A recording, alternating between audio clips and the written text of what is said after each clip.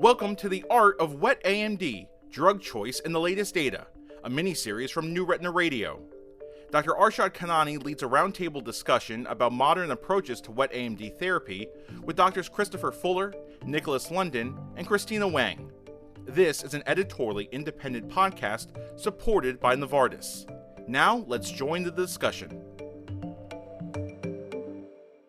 Hello, everyone. Welcome to Wet AMD Drug Choice and the Latest Data. Here we are talking about art of medicine, utilizing the latest clinical data to treat our patients with neovascular AMD. I'm joined by my esteemed panel, Dr. Chris Fuller, Dr. Nicholas London, and Dr. Christina Weng. In this episode, this is our last episode of this series. We'll discuss real-world safety data and clinical trial safety data in wet AMD. Also, I'll share a case for the panel to review. Our previous episodes covered switching wet AMD patients to different drugs, phase 3 data, and pipeline candidates. If you want to catch up, go back and please listen to those episodes. For now, let's get into our safety discussion. First, it will be Dr. Weng talking about brolucizumab. Christina, please go ahead. Thanks very much, Arshad. So I'm going to cover some of the top-line findings with regards to safety. This has been a really hot topic in 2020. So in the phase 3 clinical trials, Hawk and Harrier, which I talked about during the second section of this 4-part series, brolucizumab was being studied for neovascular AMD, and it was being compared to aflibercept given every 8 weeks. And ocular inflammation was reported to be slightly higher in the brolucizumab group compared to aflibercept at a rate of 4.4% as the combined rate versus only 0.3% in aflibercept. But these cases appeared to be very responsive to topical therapies, and there were no cases of retinal vasculitis reported. However, post-marketing, after the product was launched, reports of inflammation, vasculitis, and arterial occlusions associated with brolucizumab began to collect.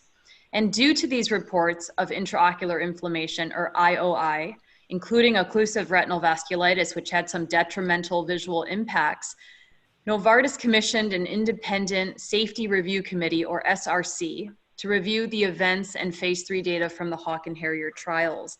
And additionally, the American Society of Retina Specialists REST committee also performed independently an analysis of the collected reports. So here's what we know so far. I think this is still something we're learning about. It's a work in progress. The root cause analysis is still actively being done. But so far what we've seen from the SRC in going back to those patients in the Hawk and Harrier trial was that IOI, or intraocular inflammation of any form, was found in about 4.6% of patients. And of those, about 3.3% also had a concomitant retinal vasculitis. And excuse me, it's 3.3% of the total number of patients. That concomitant retinal vasculitis appears to be able to affect either the small or large retinal arteries or veins. Additionally, there was an overall incidence of 2.1% of IOI plus vasculitis plus concomitant vascular occlusion. Now, when we're talking to patients about the risk of vision loss, because that doesn't make a whole lot of sense to them, maybe the 4.6% of IOI is something to share with them, but going beyond that, they're not going to be able to grasp that. So a lot of people like to turn this and translate these risks into what it means for potential vision loss.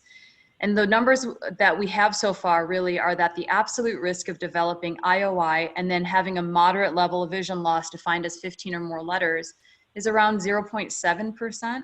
And if you're talking about the risk of developing IOI and losing severe amounts of vision, meaning 6 or more lines of vision, that risk is currently quoted, or at least I quote to my patients, about 1 in 200 based on what we know.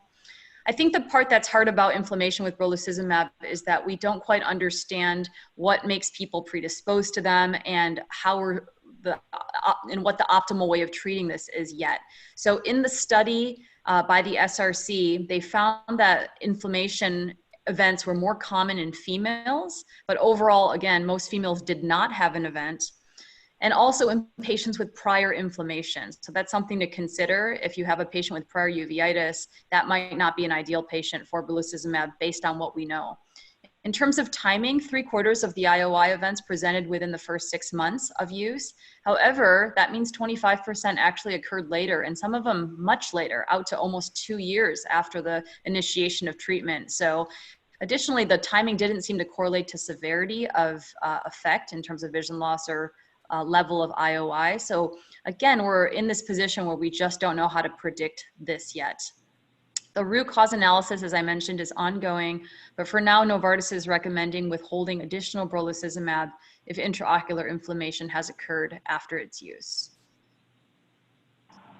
I think great points, Christina. Very well said. I think the key here is that managing risk and benefits of this treatment. Obviously, it's very potent treatment, but it has a safety profile that's slightly different in terms of rare events, which can end up with vision loss. So I think the one thing that's happening is the think tank that I'm also part of, looking at multiple things to see why patients are having this and trying to mitigate it. I think at this point, the work is still ongoing, but I think any patients we use this drug on, as we discussed, we need to monitor these patients closely.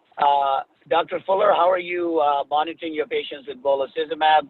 And the data Dr. Weng presented, what do you do after learning about, or what have you done in your practice after learning about these rare events? So as I mentioned in a previous episode, I did in fact have one big vision loser who unfortunately was a monocular patient, but this was in December of last year, well before these reports started to crop up in phase 4 data analysis. Since then, I've had one other patient who made me a bit nervous. Fluorescein angiography showed a patchy area of choroidal non-perfusion that was relieved in later phases, but I immediately injected that patient with Ozurdex, and she has done well and recovered. And whether or not that was a true case or a pending case of occlusive vasculitis is uncertain. And just today, no more than, I'm looking for the text now, 4 hours ago, I have a lady that lives in distant Fort Stockton, Texas, which is 5 hours south of here. And her optometrist texted me and said that this patient had come in 1 week ago with pain in the right eye. I'm reading from this text. During the night, 2+ Filarin cells, no hypopia. Started Pred Forte 1% Q3 hours. Today she is doing much better, no pain. OD looks good. Do you think it could be a reaction to a recent injection? And I said his assessment was likely dead on. And given the distance from clinic and poor general potential of this eye, he will follow her again in a week. But I'm currently warning my patients for any signs of vision loss, new floaters, discomfort, any remote inkling that something is amiss for them to notify us. And many of my patients have my cell phone, and unfortunately that privilege is not abused much in West Texas, but I am on edge, but still a fan of Beovu, just using it far more cautiously. Great, really advice, Chris, and you have to be cautious, and you really need to mitigate the risk and manage the safety. Nick, are you doing anything different than what Chris said? Are you using the drug, and how are you managing and mitigating these safety events? Yeah, thanks, Arshad. And no, I agree with everything that Chris and Christina both said in terms of managing these patients. You know, I do something that I thought other people did, but maybe I'm the only person that does it. I bring patients back in about a week after an injection to see if they have any inflammation. I also counsel them on looking for symptoms, but I feel that at least by recommending that they come back in a week, and pretty much everybody has taken me up on that recommendation, at least I'm sort of hopefully going to catch inflammation early if it were to occur. That would be the only thing I do differently. And I've changed my consent a little bit in terms of these patients, at least my verbal consent for them. So Nicholas, great idea, but with the data about this occurring even 2 years after first injection, do you plan on continuing that in perpetuity, or how will you approach that? Yeah, I don't know. I've been doing it pretty much after every injection so far. I'm not using the drug nearly as frequently as you are, so it has not been a big burden on my clinic yet.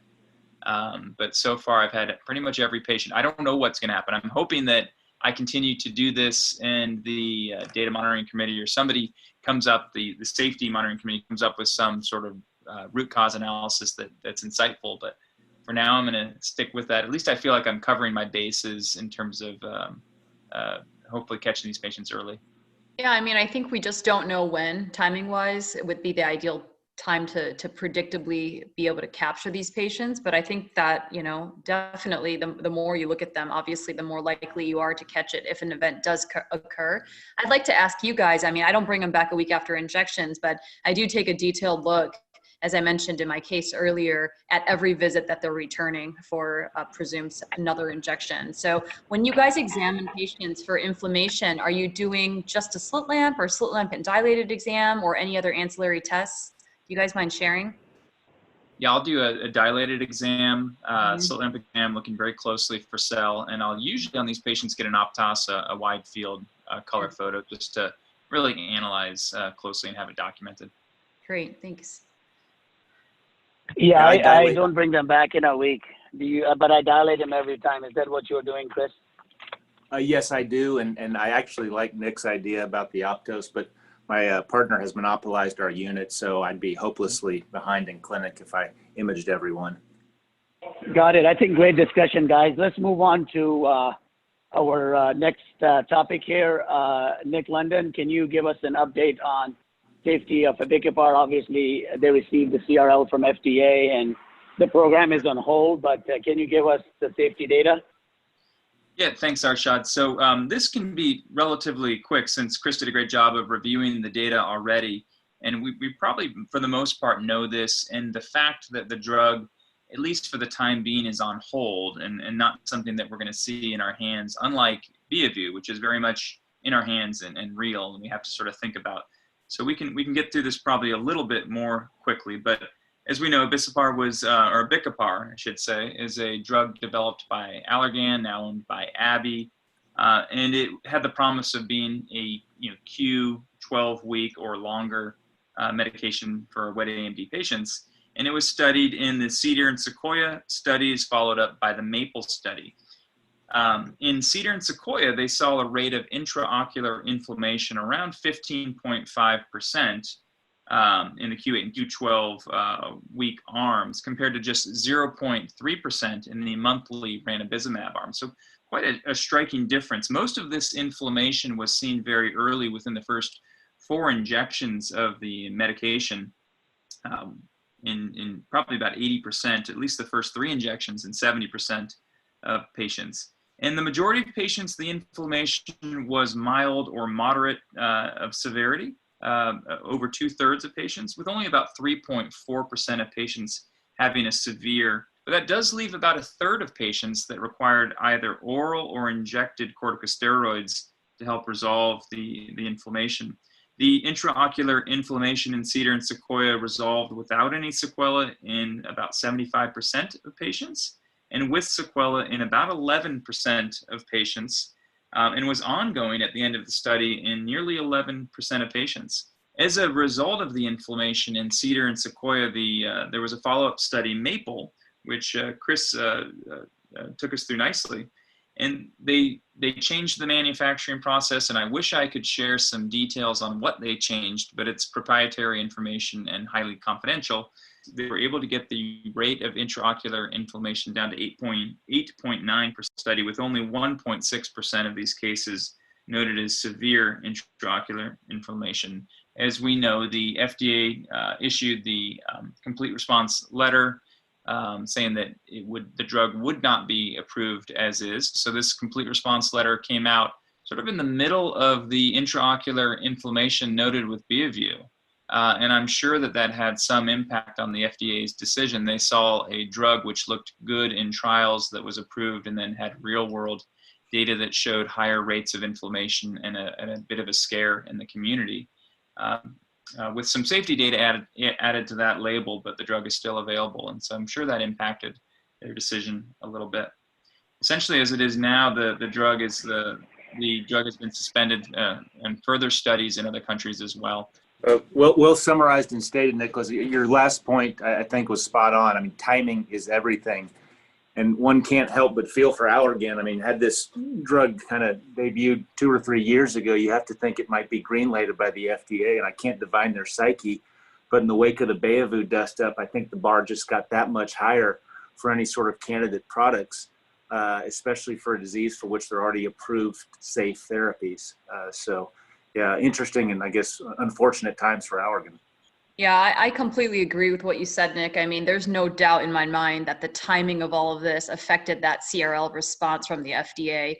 And you'll see even since the beginning of 2020, with all of these new pipeline developmental therapies that we're looking at and very excited about, you'll see that when people present about them, they really now specifically call out IOI because people are so hyper acutely aware of this issue, which seems to be arising more commonly for a number of different possible reasons with these therapies that are stronger than ever before and working in different ways. Some of them are surgical, et cetera. So I think it's going to be at the forefront of everyone's minds.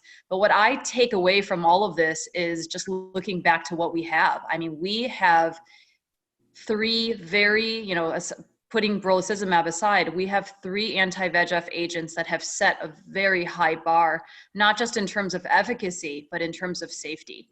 And so when you've got that high bar, I mean, it's great for us, but it also means that new products coming down the line have high standards to meet and beat.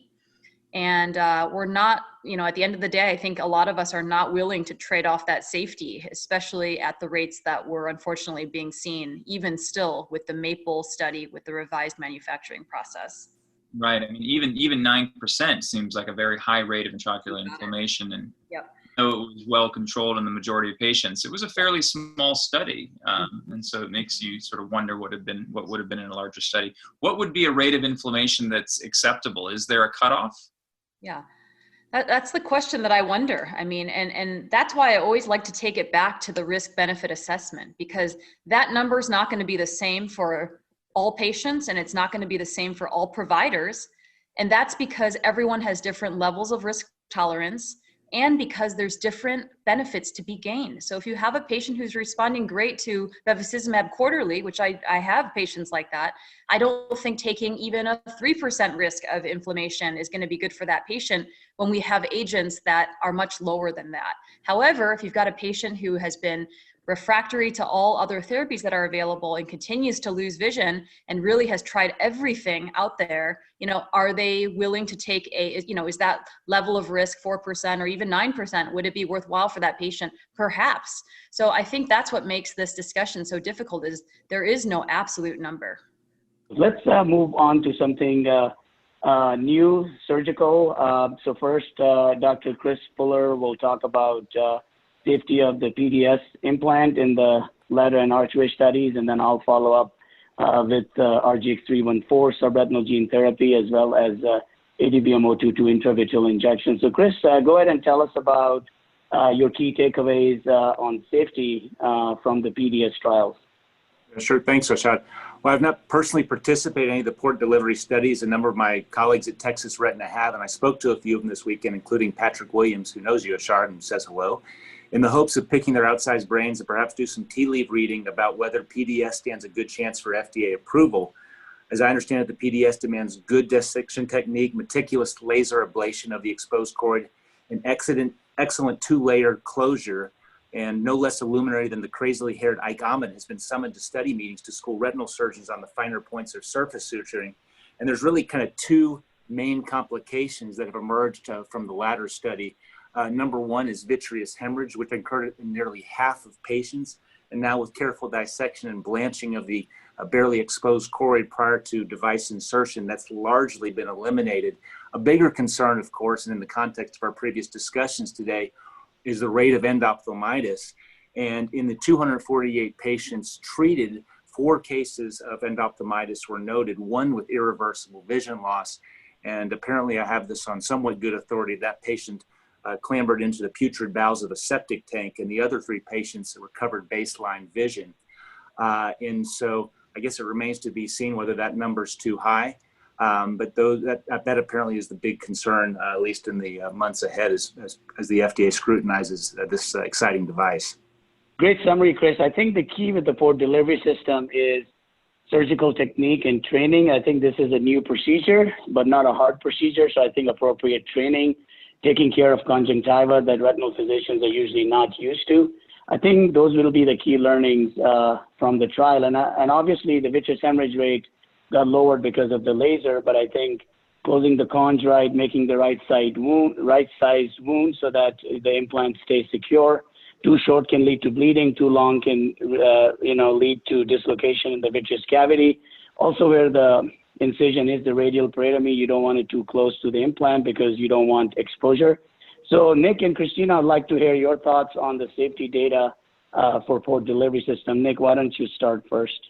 No, I mean, I think it seems like a very interesting device, and I've not had the privilege of implanting one yet or seen it in person. I did the virtual reality training, and Arshad, maybe you can illuminate me, but it seems like it's to me, a little more challenging than creating a subretinal bleb, which was one of the other things that we talked about for sustained delivery or sustained exposure of medication. What do you think? Is it really that easy of a procedure? I think it's easy with the right training. I think the key is to make sure you do all the steps properly and correctly. And I think it's a unique procedure. It's tedious, it's not difficult. It doesn't require much skill that we don't already have, but I think it's just tedious. I think taking your time and doing the steps, I've done a large number of these, and I think after doing first 3 or 4, I was able to learn what to do and what not to do, and I think I've gotten better. But I agree with you. I think it's something unique, and we need training to do that. Christina, have you implanted one or seen a surgery of it to see? I want to hear what your thoughts are. I've seen videos. I haven't done one myself. I mean, I like everyone else, I think there's going to be a learning curve associated with any sort of new procedure that we aren't used to doing. And the same goes with PDS. I think one of the issues that kind of caught my eye when the phase 3 data was being presented at ASRS is how high the rate of conjunctival related complications were. And the reason, a lot of times I think as retina surgeons, we sort of poo-poo the conjunctiva, which we shouldn't, but I think a lot of people don't pay as much attention to that as we perhaps should. There was a high rate of issues with relation to that. And it made me think twice because a lot of these patients are going to be elderly.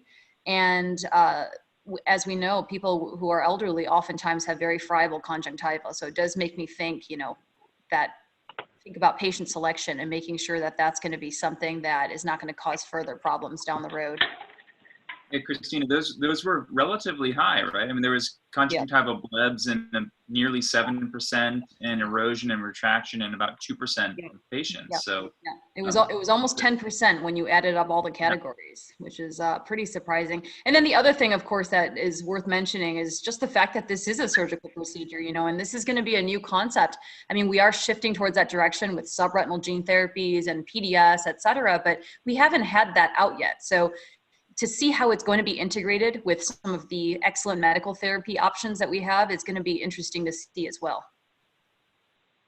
I think those are all great points. I think the bottom line is that we need to really care, as Christina said, respect the conj and really have a good closure. Nick is a fabulous intraocular surgeon. I don't know if I think that PDS is easier or more difficult than doing subretinal surgery. I think my heart still beats faster when I'm doing subretinal surgery than PDS. And part of it could be that I've done a lot more PDS. So I think, again, safety discussions with patients as well as efficacy and finding the right patient is the key. So I think I'm going to move on and tell you a little bit about the gene therapy data. So RGX-314 is subretinal gene therapy that we discussed earlier. In the trial, there have been no IP-related inflammation or issues.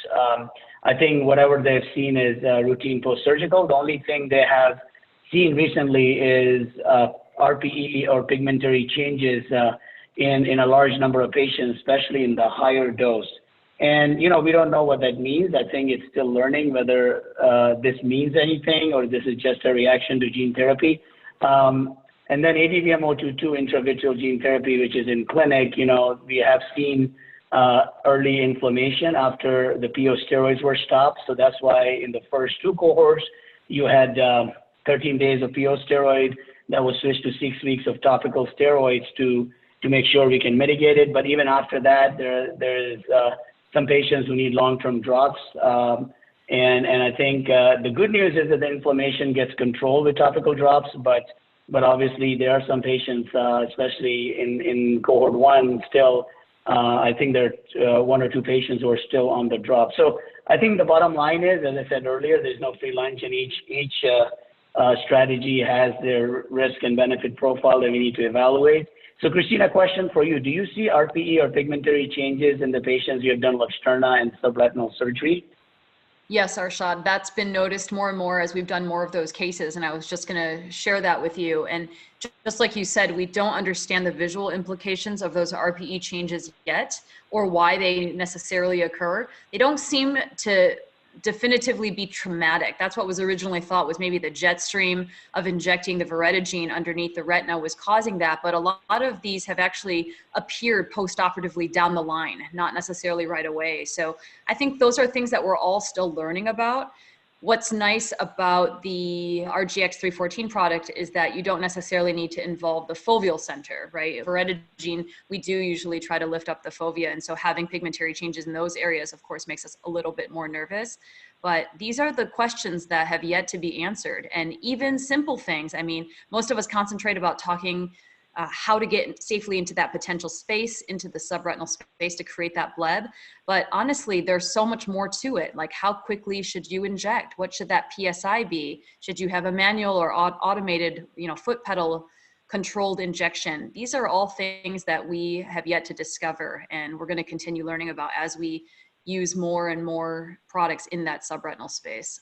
Oh yeah, I was going to ask a quick question just about the RPE, changes. Do you know if they've done autofluorescence to see if there are any changes on autofluorescence associated with those? Yeah, and there are. Okay. Yep. Yeah, and they've done, I think the work is being done. As Christina said, I think it's a new learning. It's something new we are seeing, and we are still learning about it. But obviously, if you do a peripheral bleb and you have some RPE changes, what does that really mean? Right. Does it really matter while you're decreasing the treatment burden? So I think those are interesting questions. But I think the key is that these treatments are not ready for prime time, and we really still need to learn a lot about efficacy and safety. So Chris, quick question for you. ADVM-022, great efficacy, 15 months, no rescue injection in cohort 1, but some patients are on drop over 1 year now. Does that really bother you if your patient takes 1 or 2 drops a day while not coming in to get injections? Is that a big deal? What are your thoughts? No, that doesn't bother me. And again, to Christina, I think's points earlier, were we to have some sort of home monitoring that might incorporate AI, it would really be a boon to patients, because to deliver truly on the promise of kind of eternal therapy, it requires still some surveillance, because otherwise there's still some burden in kind of resurfacing in clinic for visits. I think those are really good points, Chris. So again, I want to thank all three of you for excellent discussions about safety with agents that are currently available or in the pipeline. For the audience, we'll take a break now, and after the break, I will come back and present an interesting case for you. So this is a very interesting case, and I'd love to get your feedback on this management. It's an 83-year-old infectious disease retired physician. I've been seeing him for the last 10 years in my clinic. And he really has gone through pretty much all the agents we have. He started on bevacizumab, then he was on ranibizumab, then he switched to aflibercept, and then he got back to ranibizumab. What happened with aflibercept is, when we had those outbreaks of uveitis, he got inflammation from one of those. During that time, he totally recovered his vision, but it took him 2 or 3 months to get back to his baseline. And he really is a very active person. He travels a lot. He likes to drive. So he really has told me that he's not going to use aflibercept anymore because of that response. So, we've been waiting for other options for him. And before BioView came out, we have been treating him monthly, but he really can't come in monthly. He's always traveling and doing other things. So he usually comes every 4 to 6 weeks. Even at 4 weeks with ranibizumab, he had fluid. So this is a picture from 6 weeks after ranibizumab injection. In the past, he was controlled with every 4 to 5 weeks of aflibercept. But again, because of inflammation, he didn't want to do that. And here is a patient that has actually lost vision, 20/80 is baseline about 20/40, and he has fluid. So when brolucizumab came to the market in October of last year, we started having a conversation even before to dry his retina. And this is an injection 4 weeks after the brolucizumab injection. And, I made him come in because I said, I need to see how you look at 4 weeks. He's like, okay, fine, I'll come in once for you. So he came in, and then I told him that our options are to load or to observe. And he's like, whoa, what do you mean? I'm not going to get an injection? That has never happened. So I actually observed him, but I said, then you have to come in more often. And he said, okay, as long as I don't get an injection, I'll work around the schedule. So I brought him back in another month. So this is 8 weeks for post-brolucizumab injection. You saw in the last slide that the vision was better, and here it's also better than his baseline. And then we were able to follow him even closer because now he's at 8 weeks, so we start bringing him biweekly. And this is 10 weeks after brolucizumab, and you can see vision is now back to his baseline, 20/40, that he had with frequent aflibercept injections, but obviously can't go back because of history of inflammation from there. And now, he was at 12 weeks, he got fluid back and his vision decreased. So this is a retired physician. And, while this was happening, I talked to him in detail, extensive detail about the safety risk that we just talked about in this episode, risk of retinal vasculitis, risk of retinal artery occlusion, high risk of intraocular inflammation. And he said, as an infectious disease doctor, I'm cutting down my number of injections in a third essentially. And I'm seeing better and my vision is better. So I am happy to take that 1 in 1,000 injection risk of losing vision. So he stays on it. He's still on it. He comes in every 10 weeks. His retina is dry. His vision is stable and he's doing well. But obviously, as we discussed, we watch him really closely, dilating every time to make sure there's no inflammation. So any comments, Christina? No, Arshad, I really enjoyed this case. Thank you for sharing it. And in summary, I think here we have a patient who's received an enormous amount of anti-VEGF previously. And I think, again, this is a really great example of why having more options in our armamentarium is a good thing, because you never know what will work for certain patients. I just had a couple of questions for you, Arshad. The first is, you did mention that the patient had an inflammatory reaction to aflibercept, and that's why he was transitioned off of that. But he also received many, many injections of the other agents as well. How many injections do you usually wait until you decide to try a different anti-VEGF agent? So I usually do like 6 is my threshold, at least minimum 6. And he was controlled. I think he's one of those patients that he responds well initially to any therapy, and over time we lose control, whether it's tachyphylaxis, whether it's progression of disease. So he was on bevacizumab, then he was switched to ranibizumab, doing well. Then he started losing control. Then he was switched to aflibercept, and he never lost control with aflibercept. He just had that big panuveitis, which can happen with any agent, but no vasculitis. And he recovered his vision, but he just didn't want to have bad vision for 2 months, and he absolutely refused to receive aflibercept.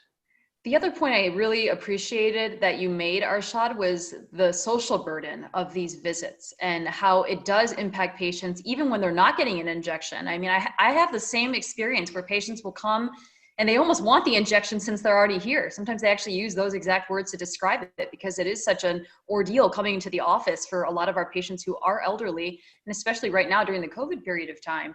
So what I wanted to ask you was, I noticed that when you had started him on brolucizumab, you sort of marched out and took these baby steps and brought him back to see how he was responding before you would tweak that next interval. And I do the same exact thing, but it made me think about the recent presentations I've seen on home OCT monitoring. I mean, I think these are examples of where we really could benefit our patients in reducing visit burden with home OCT. I mean, how do you feel about that in light of the fact that I'm sure you were also monitoring for potential inflammatory effects?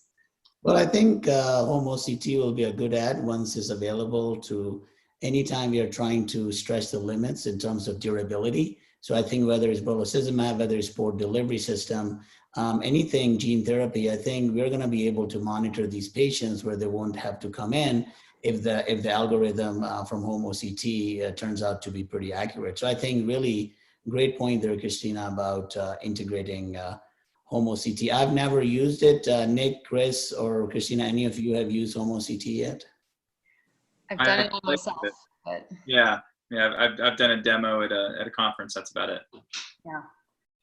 But I think it has the potential really to change a little bit the way we do monitor some of our patients. And I'm excited. I think that's a great way to perhaps follow patients to see what kind of effects are being observed. I mean, I do what a lot of you guys do sometimes when they don't have a response at the 4-week period, I'll bring them in at the 2-week period just to see. And imagine if you could do that from a home setting. Thank you again to all my 3 great faculty members, Dr. Christina Weng, Dr. Nicholas London, and Dr. Chris Fuller.